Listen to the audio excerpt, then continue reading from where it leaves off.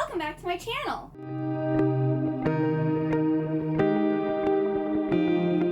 So today I'm going to be doing my November book and manga haul. I also have an Illumicrate box to open and also a bookish box to open. So let's start off with those.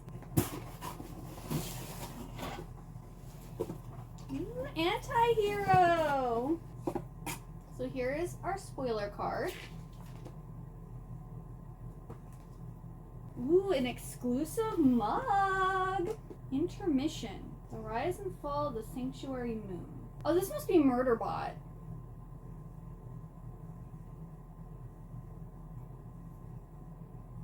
So that's interesting. I wonder if my husband would like this mug. Because he likes space stuff, but I'm not really a fan of like robots in space and stuff like that. So let me see here. I think it's the Murderbot. I believe that was one of the fandoms for this month. It's designed by @RosieThorns88. And yes, our favorite misanthropic sect unit from the Murderbot Diaries. So I'm going to see if my husband likes that mug. I wonder, are they dishwasher microwave safe? It does not say. The Fairy Loads will actually say like dishwasher microwave safe or it won't. This one doesn't have anything. But there's no foiling on it. It should be. If you guys have ever gotten Illumicrate mugs, let me know if they're dishwasher or microwave safe. Or at least dishwasher. I don't really care about microwave, but like my husband doesn't want to have to wash the mugs by hand, so. Ooh, we got bookends! Wait, we got something else first. What's this? Is this gonna be a pillow cover maybe? Ooh, it feels weird. What is it?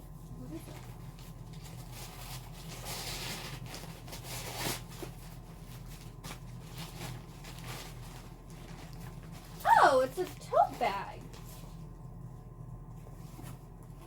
Is this the night market? So this is like a shopping bag for like going grocery shopping. And then it has like a little pocket in it that you can just... Night market foldable bag by @Clara M. McAllister. And it is inspired by the Stardust Thief. Okay. The night market shopping bag.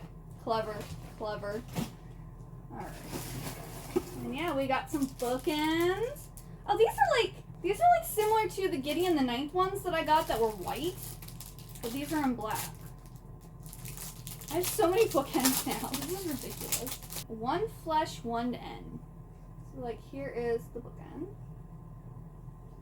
Very cool. So Locked Tomb bookends, designed by @NoOneDesigns, and they're inspired by Gideon the Ninth. So I literally have a white pair of bookends and now a black pair of bookends inspired by Gideon the Ninth. And I like literally have no desire to read that book, and I don't have it, but I got bookends for it.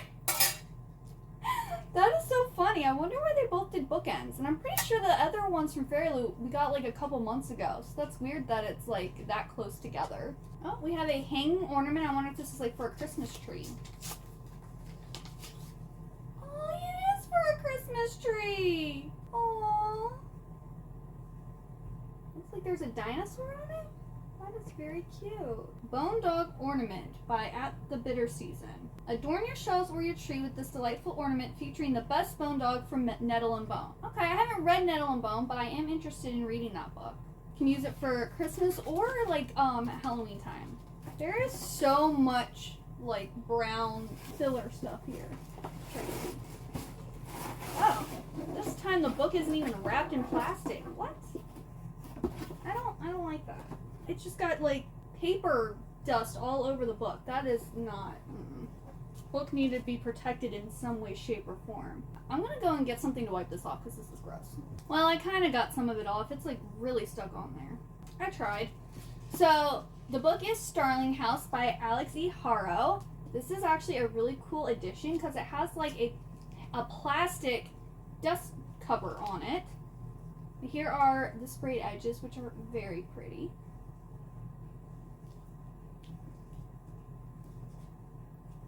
And then you take off the plastic part. See, it's just plastic. That's really nice. So we have the hardcover of the book. We have the end pages. And I don't think this one is signed. I mean, there's a signature at the end of the author's letter, but I don't know. That's probably a digital signature. Oh, there's pictures in here. I like that. Well, the edition's beautiful. It's not signed, and they didn't protect it from the paper filling that they stuffed in the boxes. So this box has been okay. But let's see. This, step into Starling House if you dare. Nobody in Eden remembers when Starling House was built, but the town agrees it's best to let this ill-omened mansion and its last lonely heir go to hell. Stories of the house's bad luck, like good china, have been passed down the generations. Opal knows better than to mess with haunted houses or brooding men, but when an opportunity to work there arises, the money might get her brother out of Eden. Starling House is uncanny and full of secrets, just like Arthur, its heir. It also feels strangely dangerous, like something she's never had, a home. Yet Opal isn't the only one interested in the horrors and the wonders that lie buried beneath it. Sinister forces converge on Eden, and Opal realizes that if she wants a home, she'll have to fight for it, even if it involves digging up her family's ugly past to achieve a better future. She'll have to go down, deep down beneath Starling House to claw her way back to the light. I believe this is like a gothic, kind of like haunted house type of story, I think. This was a book of the month pick, but I had heard that this was going to be in the Lumen Crate, so I didn't get it. So I'm happy I now have it so I can read it when I am in the mood. And then next month's theme, December's theme, is In the Stars.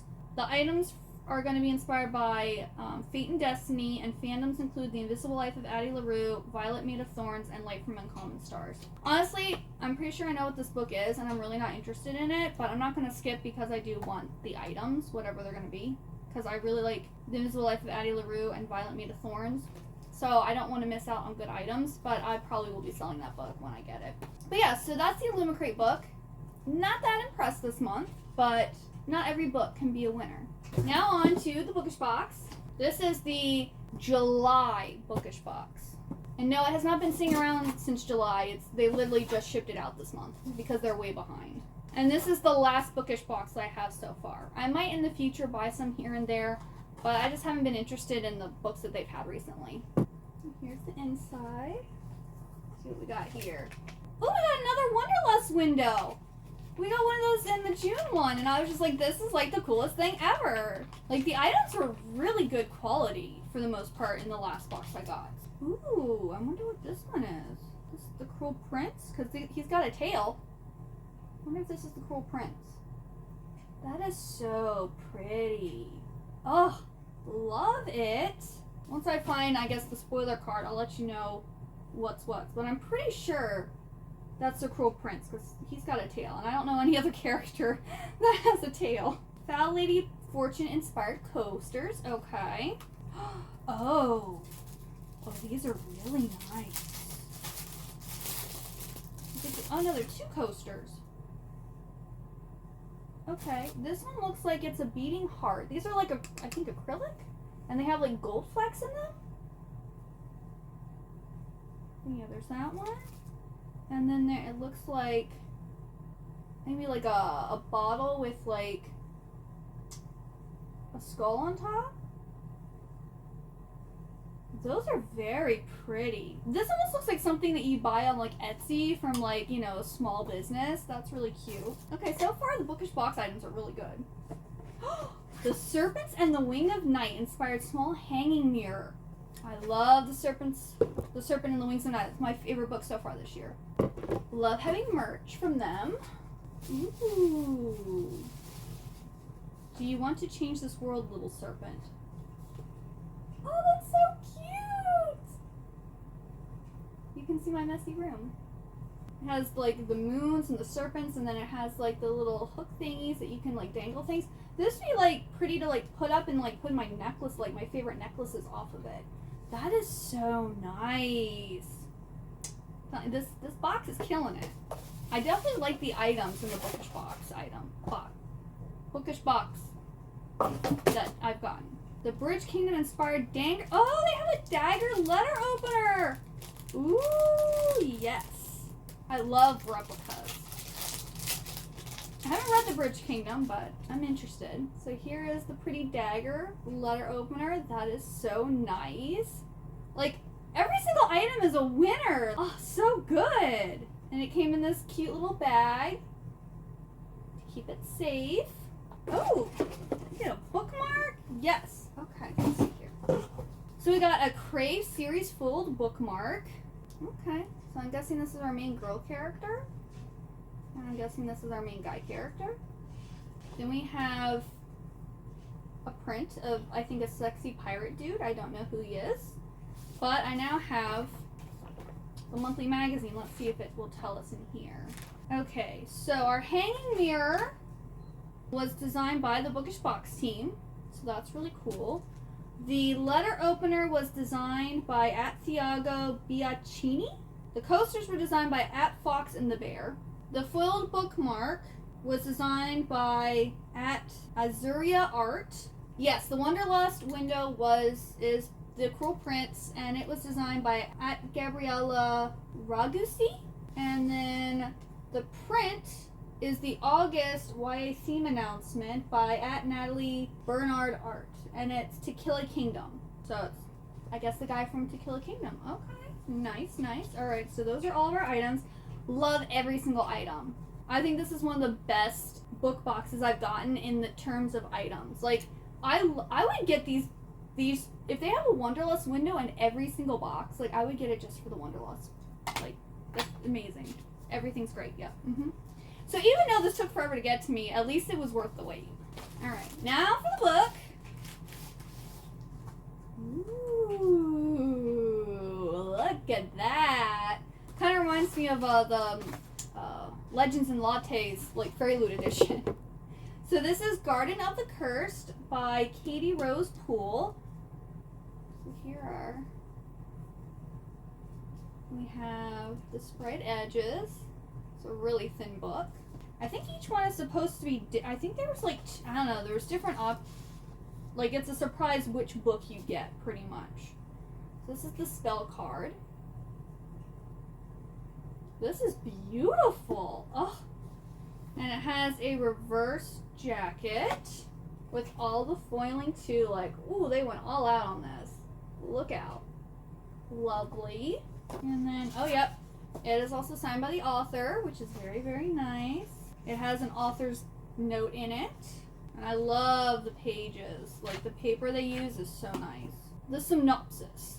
Since fleeing the gilded halls of Evergarden for the muck-filled canals of the marshes, Marlo Briggs has made a name for herself as the best curse breaker in Peraza City.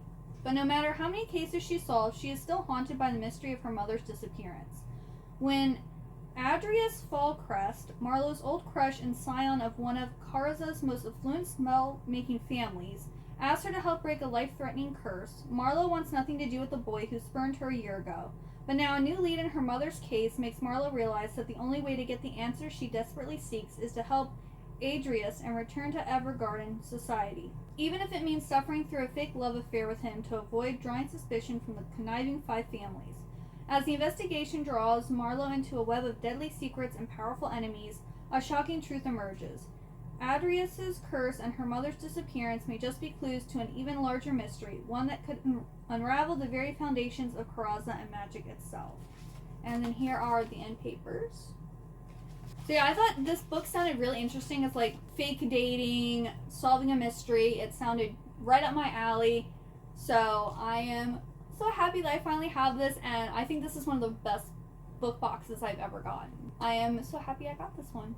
I might have to get more Bookish Box because they're killing it. It's just, a lot of times the books they choose, I'm just like, eh. On to special editions. So I also finally got my Bookish Box pre-order of the, I think it's the Anatomy Love series or duology. I don't remember, but it's a duology. And I ordered them all the way back in February, and they finally arrived. And that is the Anatomy and Immortality, a love story by Donna Schwartz. And these also have these beautiful, like, plastic covers on them.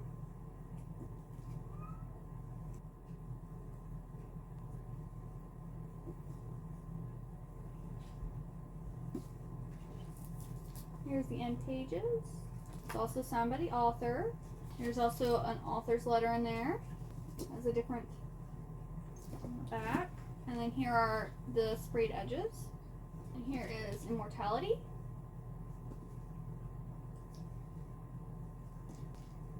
This one has brains on it.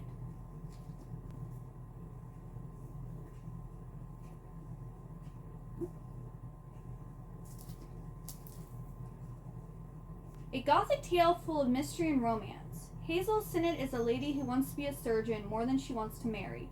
Jack Kerr is a resurrection man who's just trying to survive in a city where it's too easy to die. When the two of them have a chance encounter outside the Royal Edinburgh Anatomist Society, Hazel thinks nothing of it at first, but after she gets kicked out of renowned surgeon Dr. Beecham's lectures for being the wrong gender, she realizes that her new acquaintance might be more helpful than she first thought. Because Hazel has made a deal with Dr. Beecham. If she can pass the medical examination on her own, he will allow her to continue her medical career. Without official lessons, though, Hazel will need more than just her books. She'll need corpses to study. Oh, yeah, and then I think Jack brings her the corpses, and I think there's, like, some murder mystery, and I think they fall in love, and, you know. It's a cute little gothic romance, and I am excited to finally read this series. And then I got the sensation, the holiday edition of Fourth Wing by Rebecca Yarros. Tracy Wolf says, the most brutally addictive fantasy I've read in a decade. I disagree with you, but okay. Yes, I did like Fourth Wing, and I'm more so collecting the books because I am a book collector, and this is a very popular series, not because I'm obsessed with the books themselves. But here's the end papers. These are just black sprayed edges. I also have the first edition of this book, too. Well, there's nothing special on the cover. I do really like the paper. The paper is very nice. Yeah, that's it. It has a different cover. It has black sprayed edges. And I think there's like a special story or something in the back. But Rebecca Yarros says, I think it's like 3 months after this came out, she'll be like putting them online. But she has to wait, I guess, or once the books sell out. I'm pretty sure all these books have already sold out. Because they had a ton of them at Barnes & Noble, and they're not there anymore. So they probably all sold out. But yeah, this was the Red Tower, like, unannounced book that everyone was, like, pre-ordering. So I hopped on the wagon and I also pre-ordered it. And I'm not going to say what this is about because if you don't know what this is about, where have you been? Dragons, War College, romance. There you go. Also, it is the 10th anniversary of Fangirl by Rainbow Rowell, so I had to get this adorable 10th anniversary edition. Look how cute it is. It looks so Christmassy. And then so cute. Read to me, sweetheart. Oh. And here are the end papers. Oh, it's so cute. I saw this and I was like, oh my goodness, I'm so excited. It was kind of expensive though. It was $35. But I mean, it is a nice edition. And it has a letter from the author in it. Okay, it's been a long time since I read this book. It's been 10 years because I read it when it came out. We have this girl who loves writing fan fiction about Simon Snow, which is basically like Harry Potter. But it's this world's Harry Potter. And she's in college, and she ends up meeting another guy in college, and I think they fall in love. It's like so sweet and cute, and then because this book was so popular, and this girl was so obsessed with Simon Snow, Rainbow Rowell actually wrote the Simon Snow, like, trilogy, which wasn't that good, to be honest. Like, if that's the series that she's obsessed with, she's kind of got bad taste in books. Not to be mean. But that trilogy was kind of garbage. The first book was interesting, but then 2 was boring, and 3 just, went way downhill. So yeah, I have the whole trilogy. I read the whole trilogy, but I don't know why anyone would be obsessed with it. But this was a really good book, so I highly recommend this if you are into fan fiction or like super obsessed with a certain fandom. Like, you'll really connect to the main character. Like, this is a really good book. And then my Fairy Loot edition of A Curse for True Love by Stephanie Garber came in the mail, which I'm super excited about. Also, if you're wondering where my Fairy Loot box is, I didn't skip. It didn't arrive on time with everything else, so it's going to get its own separate video. So you can look forward to the November Fairy Loot. Will get its own separate video. But this is the beautiful special edition with the end papers. So pretty. We have this beautiful picture underneath the dust jacket. And oh, this is so nice.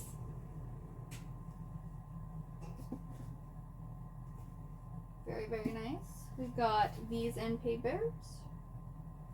We've got Stephanie Garber's signature. And then we got another picture in the back. Now, I will say I'm a little disappointed because I went and bought the Barnes & Noble exclusive edition when it came out. And in the back, there is a like special epilogue, and there's apparently 3 different epilogues, like different epilogues, and this one does not have any of the special epilogues. There's no additional epilogues in this. Like, why? Like, how am I supposed to read all 3 epilogues? I'm not going to go out and buy all of these different copies of the book to hopefully get it. I was hoping that this one would have a different one, so I'd at least have 2 of the 3. There's no additional epilogue. So I'm kind of let down by that. But this is the 3rd and final book in the Once Upon a Broken Heart trilogy. This ends Jax and Evangeline's story. And this is another one that everyone's been talking about. We have Evangeline, who ends up making a deal with Jax, the Prince of Hearts, to help her get back her man. And that kind of all goes sideways. And she ends up in this other kingdom and engaged to a prince there. And then, like, all this stuff happens. And it is so good. I loved it. I have already read this. So I already know it's good. Great series. Love it. All right, on to the regular books now. I have 2 book of months here, and then I have another one down at the bottom. But for my November pick, I did This Spells Love by Kate Robb. And I honestly didn't really care about this, but I wanted to get 2 of the add-ons, so I decided to grab this one. It sounded the most interesting. You know you want to keep going. Yes, I always want to keep going. It says, a young woman tries to heal her heartbreak by casting a spell to erase her ex from her past, but wakes up in an alternate reality in which she's lost, more than she wished for, in this witty, whimsical friends to lovers debut. So it's a cute little romance story. And then this is one of the ones I want to get, because I've been seeing like the trailers for this movie and stuff, but I think I'd enjoy the book more than the movie. That is Killers of the Flower Moon, the Asagi Murders and the Birth of the FBI by David Graham. This, if you've seen the trailers for this, it looks really interesting, and like also it's horrible what, you know, people did to the Native Americans. In the 1920s, the richest people per capita in the world were members of the Osage Indian Nation in Oklahoma. After oil was discovered beneath their land, they rode in chauffeured automobiles, built mansions, and sent their children to study in Europe. Then one by one, the Osage began to be killed off. The family of an Osage woman, Molly Burkhart, became a prime target. Her relatives were shot and poisoned, and it was just the beginning, as more and more members of the tribe began to die under suspicious circumstances. In this last remnant of the Wild West, where oilmen such as J.P. Getty made their fortunes and where desperados such as Al Spencer, the Phantom Terror, roamed, many of those who dared to investigate the killings were themselves murdered. As the death toll climbed to more than 24, the relatively new FBI took over. It was one of the organization's first major homicide cases, but the Bureau badly bungled the investigation. In desperation, the young director, J. Edgar Hoover, turned to a former Texas Ranger named Tom White to unravel the mystery. White put together an undercover team, including an American Indian agent in the Bureau. Together with the Osage, they began to expose one of the most chilling conspiracies in American history. In Killers of the Flower Moon, David Graham revisits a shocking series of crimes in which dozens of people were murdered in cold blood. Based on years of research and startling new evidence, the book is a masterpiece of narrative nonfiction, as each step in the investigation reveals a series of sinister secrets and reversals. But more than that, it is a searing indictment of the callousness and prejudice toward American Indians that allowed the murderers to operate with impunity for so long.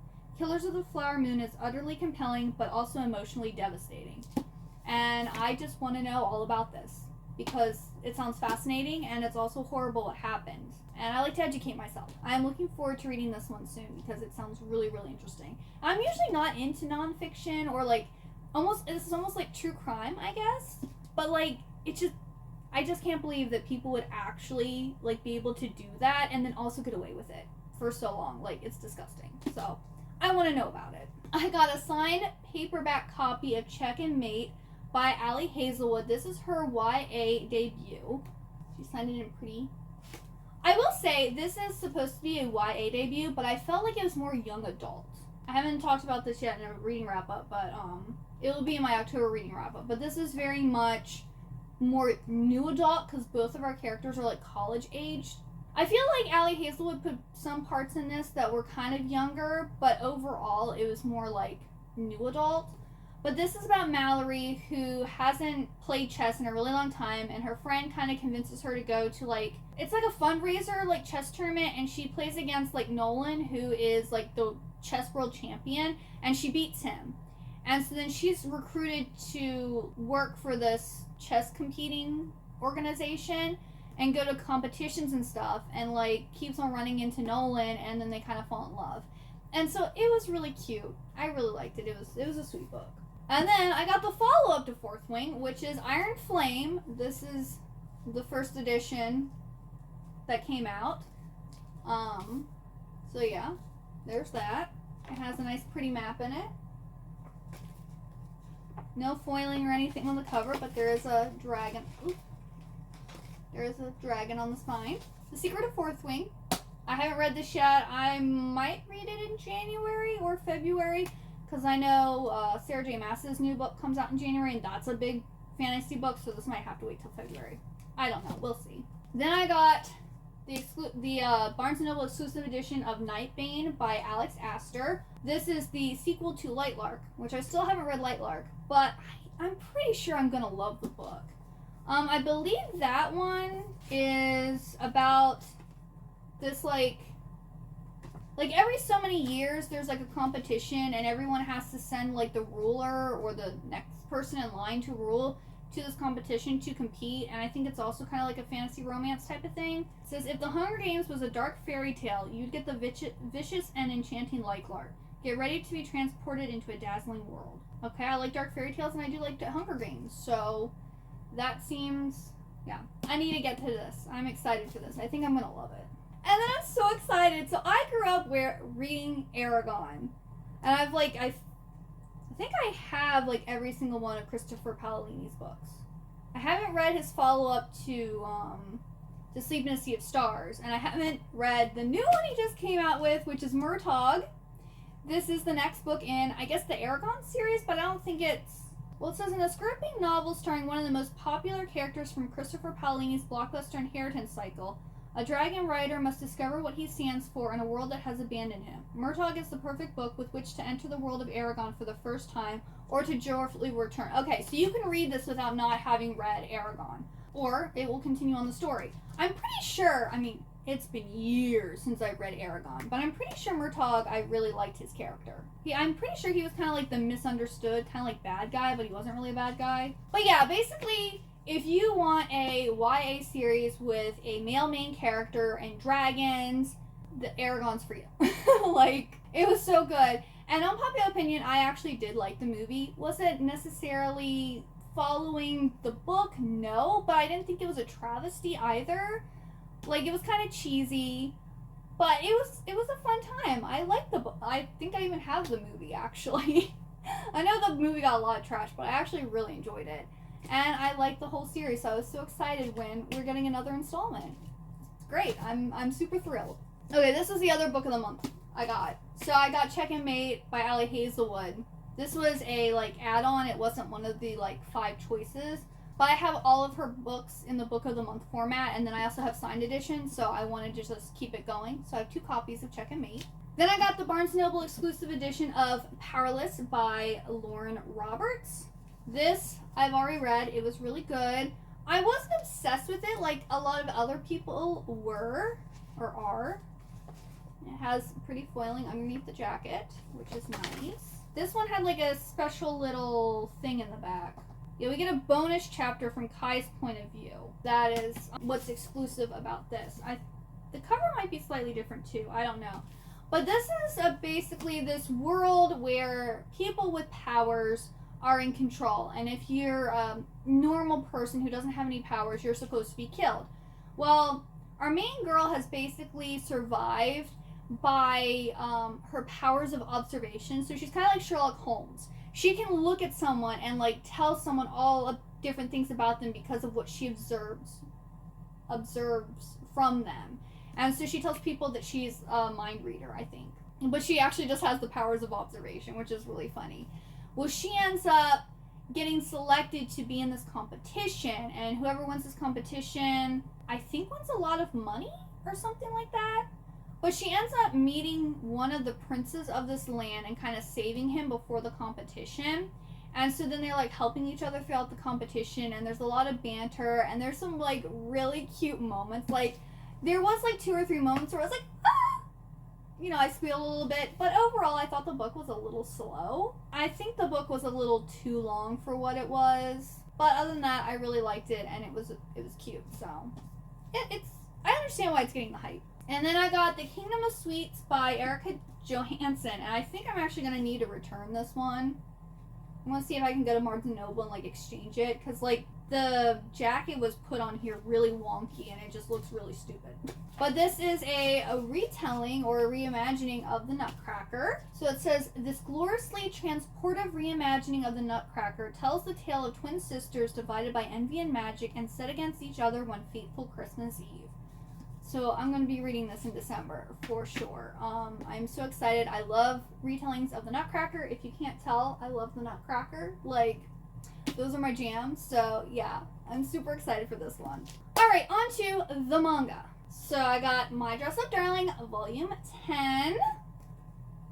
So cute. I wonder how many volumes this is going to be, because I watched the anime and I kind of really want to read the manga, but I want to wait for the manga to be finished, because I feel like I'm just going to want to, like, speed read through it. But yeah, I've talked about this one on my channel a lot. It's about this girl who does cosplay, who meets this boy who's really good at sewing, and they kind of start a relationship, and it's really cute, and I like it. And I want it to be finished so that I can read the whole story and, like, see their whole romance, because, like, the romance in the anime was, like, very minimal, but I don't want to, like, end on a cliffhanger or something, so I'm just buying the manga and hoping that it isn't, like, super long. Then I got Like a Butterfly, Volume 3. This is a cute little high school romance. And yeah, that's all I know. I'm collecting Shoujo Beat. Like, I actually did this thing. I have, out of all the Shoujo Beat manga, I have 147 of the series. And then I have, what was it, like 61 or 62 more series to get before I have every single Shoujo Beat series. So my manga collection is mostly Shoujo Beat. I did have Nana, but I ended up selling those because the series was never finished, and, like, why have an incomplete series that, in my opinion, was just okay? So I sold it and made money off of it. So that one will never be in my collection again because I don't care. And then this one here looks so cute. This is my special one. This is Volume 4, and I believe this is about, like, a J-pop star who, like, likes this girl because she's not into him. So it's, like, one of those, like, as he likes a challenge. And I believe it's also high school age, and it's another Shoujo Beat one, and it just looks so cute. I think the series is complete, and I think there isn't that many, so I'll be happy once all of them are out so I can binge read this one. And then on Black Friday, my husband and I went to Barnes & Noble, and we did a little shopping, and so I kind of wanted to get some manga that him and I would both like, and we both like cats. So we got one of these big omnibus that's Count Fujiwara's Suffering by Mahito Aobi. But yeah, very cute. I think this is 3 volumes all in one. But it says, as a cat, that noblest of animals, the Count has high expectations for his human servants. Unfortunately for him, the Fujiwara sisters are about as dysfunctional as it gets. Shizuka is a shut-in whose only contact with the outside world is her live stream. Yumiko, meanwhile, has a rather extreme love-hate relationship with her big sis. Can Count Fujiwara handle these two perplexing creatures, or will his meows fall on deaf ears? So I think it's like a slice of life manga from the perspective of their pet cat, which that just sounds really, really cute. And so I'm looking forward to reading this one soon. And then another kitty cat one, A Story of 7 Lives, the complete manga collection. This is by Shirakawa Jin. How cute! Oh, I think this one is going to be like, you know, going to break my heart and, like, make me cry. A heartfelt tale of cat survival and hope. Nanao used to be a house cat, but after tragedy struck, he was abandoned on the rough streets of Tokyo. Now, alongside his best friend and fellow stray Machi, Nanao has to fight every day just to get by. Aside from foraging for food and finding a safe place to sleep, Nanao and Machi must remain vigilant about all sorts of dangers, including humans who want the stray cats gone. When a woman named Yoshino starts feeding the neighborhood cats, Nanao reluctantly bonds with her, but the woman has emotional scars and a past entwined with Nanao's. Can Nanao help her heal and perhaps heal himself in the process? Like, I just think this is gonna make me cry. I love stories about kitties, and yeah. I've had my eyes on this one for a while. And I was like, I think John and I would both really like this. Because we watched the anime My Roommate is a Cat, and we were both like, we're gonna cry, we're gonna cry. It was just, and I feel like this is gonna give us the same vibe. So I'm hoping I really like this one. And then, I've already read this, but Villains Are Destined to Die, Volume 5. Like, love it. It's gorgeous. It's beautiful. It's amazing. I talk about this every time another one comes out. But this is about this girl who is sucked into this game and is the villainess Penelope. And she basically has to keep these 5 guys' affections up, because if their affection drops below 0, they're gonna kill her. So she's fighting for survival, because she doesn't know if she dies in the game, if she's gonna die in real life, or if she goes back to reality. And either way, if she dies or she goes back to reality, it kind of sucks for her. But I really like this volume. This one was really, really good so far. Yeah, this is one of my favorite series right now. I am reading it as it comes out. I'm not waiting for it all to come, like, drop. I love it. It's addicting, and the artwork is just the prettiest artwork ever. Like,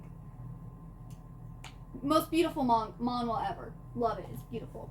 I've also read A Business Proposal Volume 3 already. Also very, very cute. It's such a cute series. So this is about this girl who has like a best friend who's like an heiress type of thing, and the heiress's dad wants her to go on like these marriage proposal dates. This is a thing they do in Japan. Like, the wealthy people want to kind of set up their kids with other wealthy kids. Well, the heiress convinces our main character to go on this marriage proposal date with this guy.